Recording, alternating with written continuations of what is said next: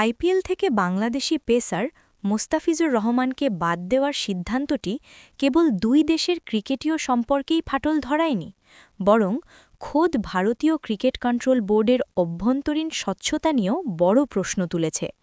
সাম্প্রতিক এক প্রতিবেদনে চাঞ্চল্যকর তথ্য উঠে এসেছে যে মোস্তাফিজকে দল থেকে রিলিজ দেওয়ার এই বড় সিদ্ধান্তটি বিসিসিআইয়ের উচ্চ পর্যায়ে অত্যন্ত গোপনে নেওয়া হয়েছে, যেখানে বোর্ডের অনেক কর্মকর্তা বা আইপিএল গভর্নিং কাউন্সিলের কোনো সদস্যের ন্যূনতম মতামত নেওয়া হয়নি।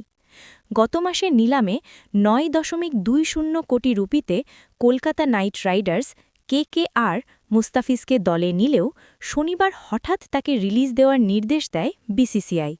ইন্ডিয়ান এক্সপ্রেসের এক প্রতিবেদনে বিসিসিআইয়ের একজন কর্মকর্তা বিস্ময় প্রকাশ করে জানিয়েছেন, তারা নিজেরাও এই খবর সংবাদ মাধ্যমের মাধ্যমে জেনেছেন। তিনি বলেন, আমাদের মধ্যে কোনো আলোচনা হয়নি, এমনকি আমাদের পক্ষ থেকে কোনো পরামর্শও নেওয়া হয়নি।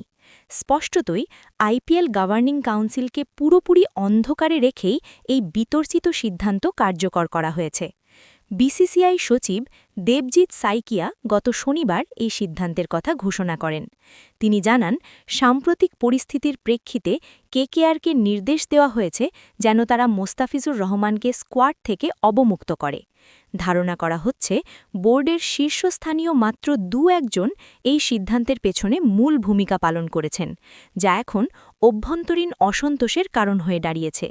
বিসিসিআইয়ের এই অনাকাঙ্ক্ষিত পদক্ষেপের জবাবে বাংলাদেশ সরকার দেশজুড়ে আইপিএল সম্প্রচার অনির্দিষ্টকালের জন্য নিষিদ্ধের পাশাপাশি বিসিবি তাদের আসন্ন টি-20 বিশ্বকাপের ম্যাচগুলো ভারত থেকে সরিয়ে শ্রীলঙ্কায় নেওয়ার জন্য আইসিসিকে কড়া চিঠি দিয়েছে।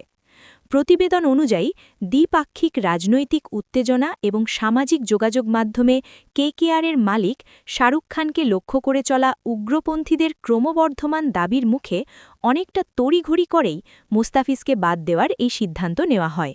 তবে কোনো প্রকার আলোচনা ছাড়া নেওয়া এই গোপন সিদ্ধান্ত আইপিএলের পেশাদারিত্বকে বড় ধরনের প্রশ্নের মুখে ঠেলে দিয়েছে।